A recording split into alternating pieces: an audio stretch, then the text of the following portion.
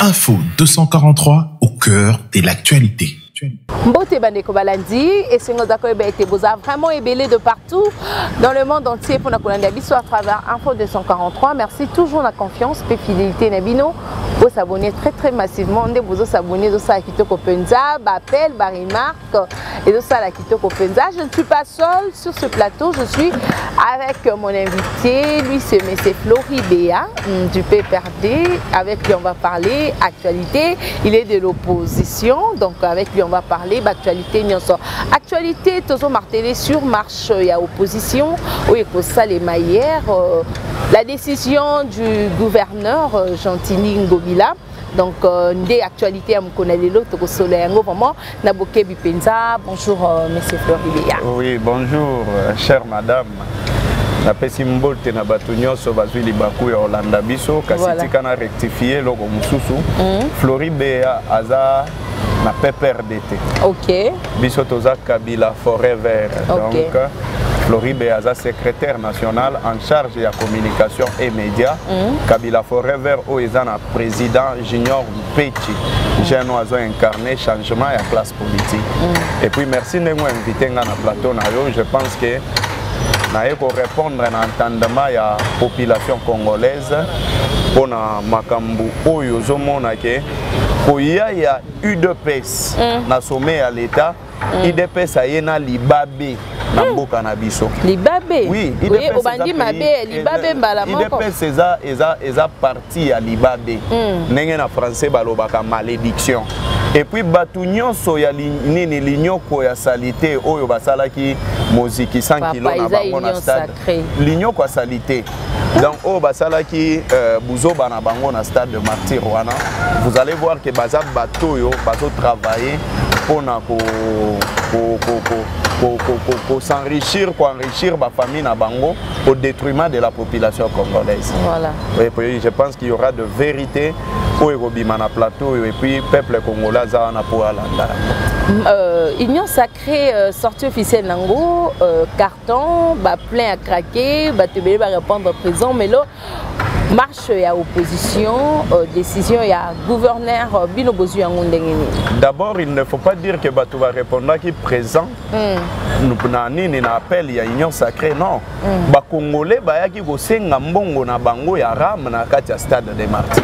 Mais je vous dis, les Congolais, ils ont fait la Jean-Pierre Bemba, ils ont Mboso, ils ont Samalou Konde, ils ont Vital Kamere, ceux qui ont na katuana babanda ko senga mbongo na bango ya ram et tellement qu'ils étaient informés, raison pour laquelle tu vas voir que bango nyonso ba comprendre ils avaient peur de venir qu'ils seraient humiliés dans le stade de Martyr. De ces faits la population alemba azonga po bango baya. Il faut se demander pourquoi est-ce qu'ils sont arrivés au moment où la population est partie. C'est parce qu'ils avaient peur. Qui non mbongo ya 100 jours population azana na stade de Martyr azozela mbongo. Mboso Balou qui a tourné Jean-Pierre Bemba. Est-ce que tu as prévu l'argent des rames? Non président, je n'ai pas prévu. Non, je n'ai pas prévu. Bon, qu'est-ce qu'on va faire? Au Tokotaga 15 heures population à Golemba. C'est comme ça qu'ils sont arrivés en retard. Maintenant, ici, concernant là, selon vous. Pas selon moi, c'est ça la vérité. Allez-y, vous qui intervivre, soit vidéo, Tindelango Mboso, qui intervivre au Aoye Bisalo. Il va te dire la vérité que non. Makambo Yondeko Floribéa lobby, c'est ça la vérité. On avait peur de la population parce que Tolinga est aux ala humilié na katia stade de Martyr. Maintenant, on a place aux autres na décision ya Ngobila. Naningi na on a lobelo moko. Oui Ngobila. Oyebi ke mwana nanga chaque fois tala ke longi Ngobila l'autre abando to mabe kwa la te. Butu mobimba. Non mais que na ba télévision non.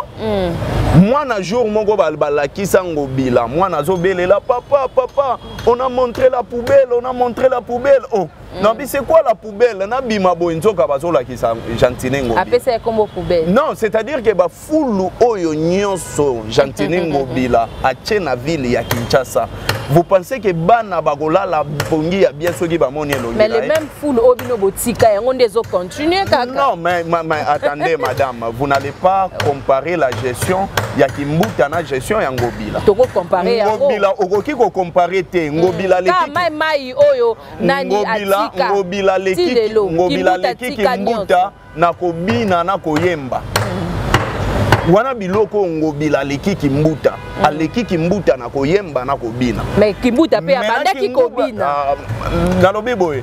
Kimbuta aleki Ngobila na gestion ya ko gérer ville ya Kinshasa. A gérer netini. Est-ce que vous n'avez pas vu que à l'époque ya Kimbuta il y avait accalmie na makambo ya kuluna. Insécurité na ville ya Kinshasa o ekomi lelo o comparango na époque ya Kimbuta. C'est la nuit et le jour. Maintenant, place où on a pourquoi est-ce que Kulutu nanga Ngobila a se réduire na niveau ya Gilles Mouniere? Pourquoi est-ce que Ngobila se réduire na niveau ya ba sentinelle na ye? Pourquoi est-ce que Ngobila a se réduire na niveau ya ba parlementaire debout? Est-ce que ça touche tes régimes au SMBC? Parlementaire debout. Non, mais le parlementaire debout, que ce sont des gens qui ne réfléchissent pas. Ah bon? Mais maintenant, Nakamwe Ngobila a commis communicateur. Il y a une union sacrée pour aider sa population congolaise qui ne peut répondre à la marche. Il y a un ami Touni, Ngobila, Kulutu Nangai, Mayele Yabomoto, Wapi. Parce qu'un gouverneur de la ville-province de Kinshasa a qui tenir un discours au Ngobila à tenir. Quel est le bilan de Ngobila na Yumbi? Quel est le bilan de Ngobila na Kinshasa? L'insécurité qu'il parle, Herba Bengisa qui bat un stade de martyrs, il n'y avait pas d'insécurité. Quand à l'époque, Oyo ba opposant balingi ba marché, ndé angwana lobby que non, insécurité à Kinshasa. Et c'est lui Ngobila qui dit que non, nous avons choisi Félix Tshisekedi pour un deuxième mandat. Est-ce que Ngobila ndengazana ya votaka ndeko Antoine? Pourquoi est-ce que na agi Ngobila fois à la gare flatter? Antoine c'est qui? Le président de la République Kombo na ndeko Antoine. Est-ce que Ngobila votaka ndeko Antoine? Un peu du respect pour le chef de l'État. On ne l'a pas insulté, il s'appelle Félix Antoine Tshisekedi. Ce n'est pas son nom? Parce que vous avez appelé Mission Antoine. Mais c'est son nom, Kombo na ndeko Antoine. Nazotanga Kombo na comme il est faux. Bamisusu babenga ke Chilombo, bamisusu babenga ke Félix, bamisusu babenga gae Tshisekedi. Ngana préférant na ngana ndeko Antoine parce que na mona Kombo wana ezalaka bien, pe bonga nango eza Kombo na ye. Ngobila. Est-ce qu'il a voté ndeko Antoine pour le non, biso to ponier, to tcheya za la président de la République. A voté Chadari. Pourquoi est-ce qu'il a agi en Ngobila tata mukolo bongo? A kende ko koma flatter ya ajuana. Sur le plan politique, c'est très mauvais. Selon l'article 26 de la Constitution, nous avons un régime d'information. C'est-à-dire, on informe par la voie d'une lettre et bangote bakopona ce qu'il faut que ça la to ko salate. Yangonga nazo ebisa bango lobby les 13 population congolaise a kozala na balabala. S'ils veulent bakanga vidéo, ils vont marcher sur les cadavres des Congolais parce qu'on ne va pas céder. Jusqu'à quand Congo yango eza ya ndeko Antoine ou bien Congo eza héritage au ba parents na bango batike la bango. Le Congo n'appartient ni à Messie Antoine ni à Jantine Ngobila. Le Congo appartient à la population congolaise. Et les Congolais, mon côté, sont plus meilleurs que les Congolais. Mais awa bazoli ngaba la exabiso que non, bateau baza ba privilégié, c'est l'union sacrée et pas nous. Baloba ke opposition eza ya pété. Ceux qui opposition eza ya pété, pourquoi bazo banga biso total? Est-ce que babangi bino vous êtes? Non, mais bazo banga. Voilà. Bazo banga. Pourquoi? Parce que maintenant la population congolaise veut régler des comptes aux gens qui les dirigent. Si vous voyez la famille moko ou parents lingagate mwana loba, c'est-à-dire que parents sont irresponsables. Aujourd'hui, nous sommes gérés par des irresponsables. Régime Yandeko Antoine est un régime yaba irresponsable. Bazobanga la population à s'exprimer. Pourquoi? Parce que bayebi que non, lipa oyo Joseph Kabila tika ka sans frais comment 300 francs. Masangu écolo ya Masangu au Joseph Kabila tikaka na 500 francs lelo comme 2500 francs. Yoza maman oyebi panier ménagère na niveau ekomeli. Maintenant aujourd'hui quand tu parles que non biso toponine de ko Antoine, boponan de ko Antoine na butu to na mo ipo mapona miesale mina noté. Donc bangon selon analyse ya Jantine Ngobila, il est déjà na butu et à Bimisa de ko Antoine comme président na élection ya 2023. Mais ça c'est quand même grave. Et ça, c'est quand même, vraiment, ce ne sont pas des choses à encourager. Ce qui Ngobila Zalaki sérieux sur le plan politique, Salaki ACP, Association de Congolais perdus na Bango Oba, Salaki Wana, il fallait à Longwa à perdre mandat naye parce que Azalaki élu na label ya PPRD. Et comme Azalaka élu na label ya PPRD, Asali association de Congolais perdus, il fallait perdre mandat naye. Mais à maintenir mandat naye pour na agi Ngobila akoma mutu ya Jalelu. Mais Jalelu ils appellent la génération, ils appellent na Kabila, est-ce que non, le problème c'est que Ndeko Antoine aza mwana ya Mobutu et mwana ba fils ya ba mobutiste. Balinga ba de personnalité. Contrairement à Joseph Kabila. Joseph Kabila, au Tikala Gomona te ki akoti na kati Assemblée nationale ba yembeli nzembu ya nini ya hymne national ya PPRD. On n'a pas vu ça. Mais Ndeko Antoine na kati ya Assemblée nationale à kota ba yemba nzembu ya UDPS yemoko pa tombola maboko chabo. Mais le résultat c'est quoi? Aujourd'hui la vie des Congolais, est-ce que total en apena na elongi boy? Total si les Congolais sont contents, il y a cause à la diriger par bateau bazo kambabi solelo. On ne peut pas prendre n'importe qui. Et raison pour laquelle vous voyez que la Congolais de la colère des Congolais va se manifester demain le 13 et ce qui ngobila alobi ke ba jeno ba kobima akotinda bango kanyamaka sisi pas de problème batongande ba immeuble na ba prison na ba ya ba avenue na biso parce que biso tokobima comme ça olia tinda kanyamaka sisi bazana on a ba avion te o ba otindela bato na kanyamaka sisi ba avion ezate. Et à Tchapena, à Tonga, prison, même na ba avenue, même na ba quartier, Ndeko Antoine Yemogwa Loba ke ba maloko ko tonda. Donc bakanga ka biso ba kotsa biso na kati ya ba prison, même ya ba avenue na biso. Même banda ko tozo fanda, ba tcha ba prison. Mais beaucoup fanda na ndako te lobi. Non, mais pourquoi to fanda na ndako au moment où il y a l'insécurité à l'est? Pas seulement à l'est. Ici na nini na Bandundu, il y a insécurité. Awa na nini na babenga ngo nini na Maluku, insécurité ça. Awa guerre ya ba lendo na ba ema et bandi. Mais on veut marcher pour nous soutenir bandeko na biso ya est azo pekisa. C'est-à-dire que baza ba complice. Baza ba complice. Comment est-ce que ba lingité ba opposa ba tambola pour ba soutenir bandeko ya est? Mais Ndeko Antoine alekaka Nyoso azolela que non c'est la nene le Rwanda ou aza sima ya manene ba mort na ba massacre wana. Mais pourquoi qu'il ne veut pas lui Ngobila à leur tour que le Congolais va marcher pour nous soutenir pour dénoncer l'insécurité à est? Voilà. Il faut qu'on tourne. Soit baza impliqué na kati ya insécurité à est wana. C'est que bangonde bazo alimenter insécurité à est. Ce qui est mabe, pourquoi est-ce que balingité que biso totelemela? Est-ce que but na bino ezaka pona est? Mais c'est ce que nous disons. Nous avons parlé, il y a pas que ça. Il y a l'autre chose balobi côté les ba élection chaotique. Mais maman, organiser ma ponami chaotique eza plus que benga Covid-19 na mboka. Ceux qui va organiser ma ponami ndenge bazolinga basala Ndeko Antoine président à vie. Baye bake bazo benga nde peste.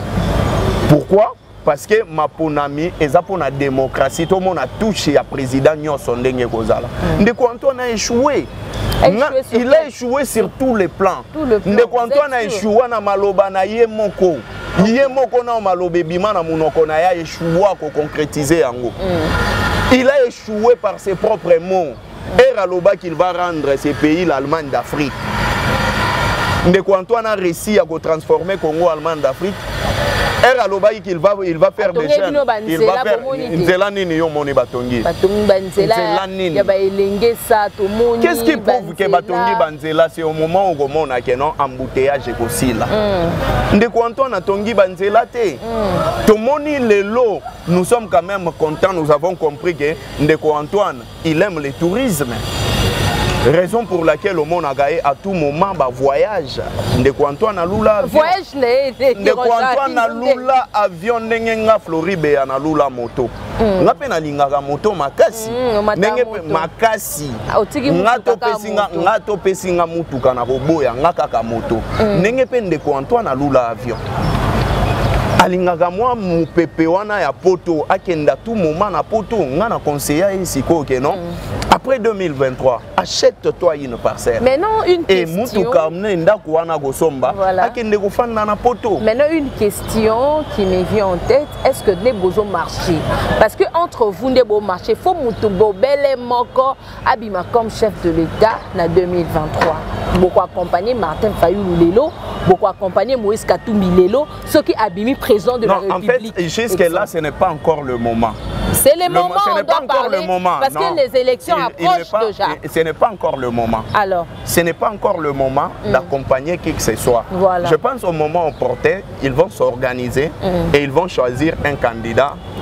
Mais non, moi je demande déjà, vous êtes prêts à soutenir l'un des candidats de l'opposition comme ce n'est pas encore le moment. Je dis ce n'est pas encore le moment. Oui, c'est le moment, il faut qu'on discute sur ça parce ce n'est pas encore le moment. Vous marchez avec but ce n'est pas encore le moment. Le moment ici que tous solo là, et ça nous y a côté les méla organisation, il y a bureau, il y a Denis Kadima. Je vous dis une chose. Voilà. Oyebi ke bateau yo bazo kambamboko, ce sont des tribales. Je vous donne des éléments. Denis Kadima, Kassayen. Moutoualandien Nassima, Kassayen. Sokina Nipe Nassima, Kassayen. La majorité à composantes et à bureau, ce sont des Kassaïens. Maintenant, allons-y de secteur. Attendez. On peut commencer vers l'union sacrée. On commence d'abord vers l'union sacrée. Oui, vous allez venir. Voilà. Ils ne sont pas de Kassaïens. C'est seulement Félix Tshisekedi qui est Kassaïen. Oui. Mbosso n'est pas Kassaïen. C'est là. Bati Lukwebo, Jean-Pierre Bemba. C'est là. Samalou Konde. Ce sont des Kassaïens. Vitel Kamere. C'est là. C'est là. Voilà. Olobi Mbosso Azaka Saint, mais première vie Cézanne. Azaka Saint. André Mbata. C'est un Kassaïen. Dans l'union sacrée. Il est de l'union sacrée. Mbata a eu deux pays. Mais il a maintenant de structures où il faut soutenir ma ponami. Tous à ministère, il y a intérieur. Voilà. Géré par un Kassaïen. Ministère, il y a finance. Voilà. Géré par un Kassaïen. Ministère, il y a justice. Géré par un Kassaïen. On a une structure où ils ont soutenir ma ponami et s'organiser. Voilà. Ils ont géré par des Kassaïens. Et je me demande, dans le bureau, on a Seni, ceux qui ont solo la monokamboka. Voilà. Il faut interpréter. Il faut interpréter. Voilà. Et c'est ce que nous disons que bazo préparer Kao Moko Nanko. Je prends un deuxième élément. Pourquoi est-ce que Balingi audit a fichier électoral et ça les maté dans le moment où il s'engage?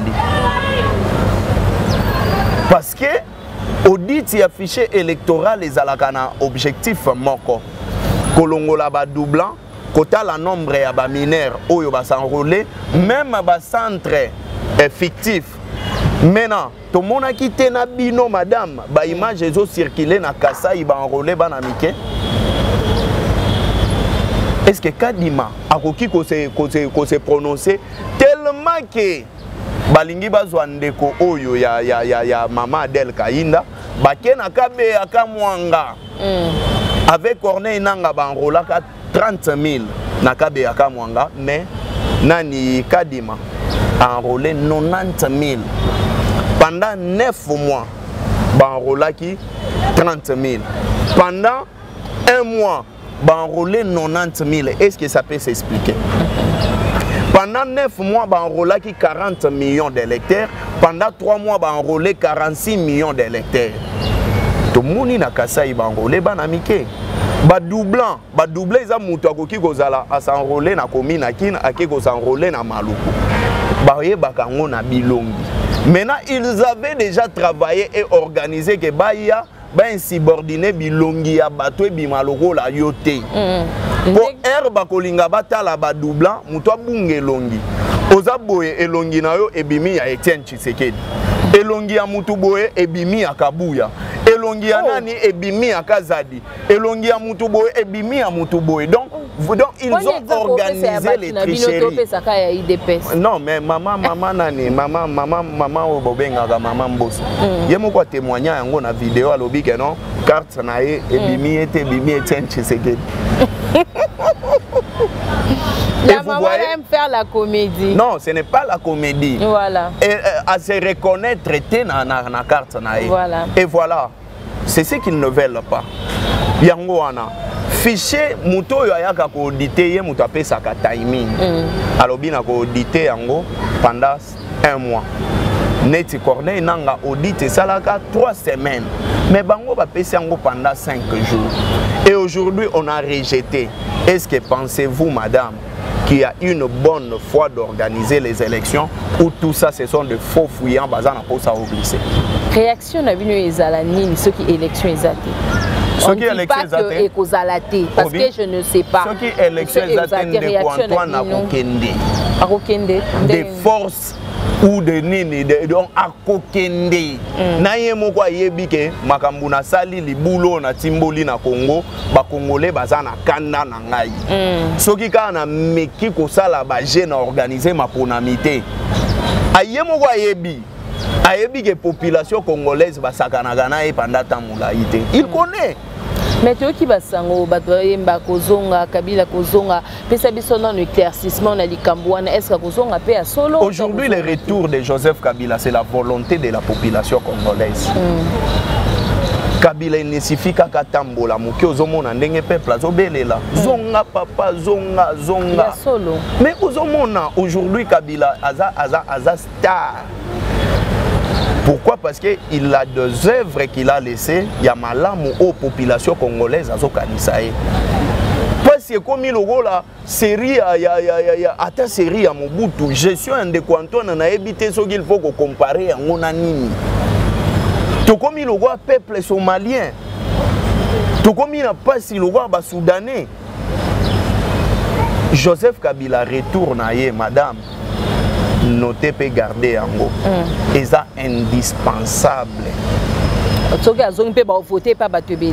Hein?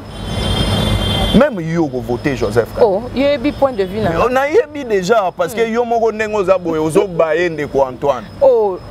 Ozo baye parce que okendaka non madame, ozalaki 10 000 francs au bimi boyo sombi biloko akolia olien na ndako. Mais comme 20 000 francs ozala na esengo.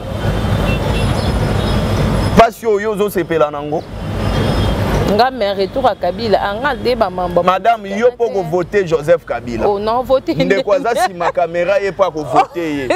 Batu nyonso ya union sacrée, ba oyo bazana kati ya union sacrée ba ko voter ndeko nene Joseph Kabila. Nande ko Antoine a ko voter Joseph Kabila. Comment on appelle ba bandeko na bino PPRD ba yo malgré yo zaka na kati ya plateforme faut que tout mami tunana comment na bango ko s'adhérer na union sacrée ba s'adhérer belé ba sundo Joseph Kabila ba bosani ba bien fait nyonso na makamno surtout ba ko soutenir union sacrée réaction na yo par rapport na madame le kabilisme n'est pas un don. Mutu moko te botama na don ya kabilisme. Eza choix. Nenge baponaki kozala ba kabiliste, nenge pe baponi kozala nene ba tshisekediste, ba fasciste. Tshisekediste était fasciste. Maintenant tout na question moko. Prenons l'exemple de Lambert Mende. Nazuika entre guillemets exemple. Qu'est-ce que Ndeko Antoine va faire de Lambert Mende, ce que Joseph Kabila n'a pas fait de lui?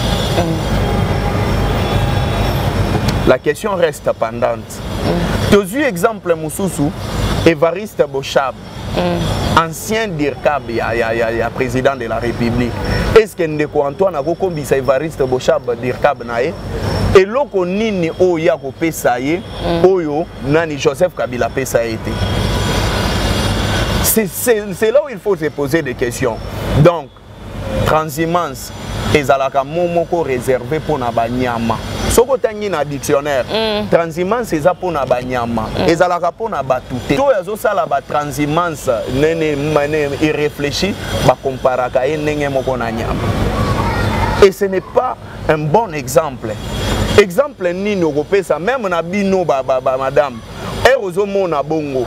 Ezate ke bazo pesa même bazo te ya ba leçon ya infidélité. Eza ba tata mikolo ba tata ya mikolo. Ozui mama Adel Kainda. Adel Kainda tongo midi pourquoi? Ya bandai ko mona Kabila lokola nyonso ya ye ya bomo. Adel Kainda. Mais je vous dis, lelo komi na parti. Mais lelo oyo par flatterie. Maman Adel yewana ake alobi que non, je vais donner la majorité à monsieur Antoine. Une seule question. Tous ces gens ont bâti campagne pour Shadari. Pourquoi est-ce que Babimisa qui Shadari était comme président de la République? Et ils vont le faire avec Ndeko Antoine. Flatteur numéro 00 ya Ndeko Antoine et sa maman Adel Kainda na Jantini Ngobila. Wana ba flatteur. Bango pena ba autorité morale ya flatterie. Maman Adel Kainda na Jantini Ngobila. Soko monika ka vert wana mama lataka. Couleur ya sikonia ya nini ya sikomine. Oh. Yaba kimbangiste. Yaya kimbangiste. Kimbangiste te. Couleur ya sikomine. Couleur na ye yango wana. Voilà. Donc okomona que ce sont des gens oyo bazaba exemple pour la jeunesse na biso et je ne préfère même pas parler de ça. Okay. Donc passons à des choses sérieuses. Voilà. Ces gens-là étaient incapables de donner la majorité à Shadari. Et ils ne peuvent pas le faire avec Ndeko Antoine, surtout avec ces bilans chaotiques. Merci beaucoup. Impossible. Merci beaucoup. On est arrivé à la fin, mais une question me vient en tête. N'hésitez pas à répondre en côté. Tout le monde a réseaux sociaux. Aminata Namasia, Basalié, Basente, ministre Oxysoni. Et tout ça, je ne sais pas. Elle était avec vous aussi. La jeunesse, il y a Péperdé Magriosa na Kabila Forêt vers moi question il faut qu'on a tout nayo. Non, question na ye moko lobi gaza na vie privée na ye mais basi o balinga o se maquiller mingi to loba nini. Soki yo lingi trop beauté to loba nini. Alobi gaza vie privée na ye. Biso ngana na mona ga nenga se maquiller. Et le résultat c'est quoi? Alobi gaza vie privée na ye. Bon, tous la vie privée na ye. Suka nango. Makambwana moyena kotango ezate za résultat ya basi ba se maquillaka mingi. Oh, ya solo. Oui, donc na se maquiller bo tende bien. Non, yo za naturel, au mona ga Jeannette Kabila te. Voilà. Au mona dada te. A se maquillaka. Dada Jeannette, au mona ga te. Est-ce que zangi go somba mbongo go somba nini kabelo to go somba go cha make-up. C'est ça, il faut être naturel. Voilà. Donc, Magambouana, moi, je suis ma vie privée à mon toizate, mais je conseille quand on a bandé qu'on a biso ya basi. Botika make-up. Trop de make-up et ça a un résultat ya ma bé. Donc, ils ont une vie privée naïe. Tu as ta vie privée naïe, mais conseil na basi. Batika trop de make-up. Ok. Parce que si on a mis trop de make-up aux amours, tu as trop quitté la table. Et trop qui à la table, on a gotindo na babisi comme on éviter. Merci beaucoup, voilà. Monsieur Flori Béa. Un message pour la marche, il y a lobby. Insistez moi mkiwana marteler moi mkiwana parce que nazo message nazo tinangwe pas Jantini Ngobi. Jantini Ngobi là tu n'as pas la force ya ko grimacer ba congolais. Tu n'as pas cette force. Jantini Ngobi la nenga gana. Ozana force pe ya kokanga plus de 100 millions d'habitants te okokate. Et nenge yo lobby ko kokanga ba jeune ba go bima. Ngamoko na ko bima. Oh. Tinda penage mutu kanje na coin ya avenir na biso yo kanganga mutu aliboso et puis tinda biso na kabe ya kamwa. lobby ba congolais ba CDT na ba grimace wana toko bima auto réclamer ba droit au eza légitime. Voilà. Toko réclamer article 64 eza. Et puis il faut ba bien que pouvoir oyo l'article 5 eza peuple ndaza souverain. Voilà. Ce n'est pas Gentini Ngobila qui est le souverain, c'est le peuple congolais. Donc nous allons sortir demain et advienne que pourra. Merci beaucoup, Monsieur Flori Béa. C'est moi qui vous remercie. Merci madame. Aussi, téléspectateurs, qui vont chez Kolanda. Info 243, d'ici là, portez-vous bien. À bientôt. Bye. Info 243 au cœur de l'actualité.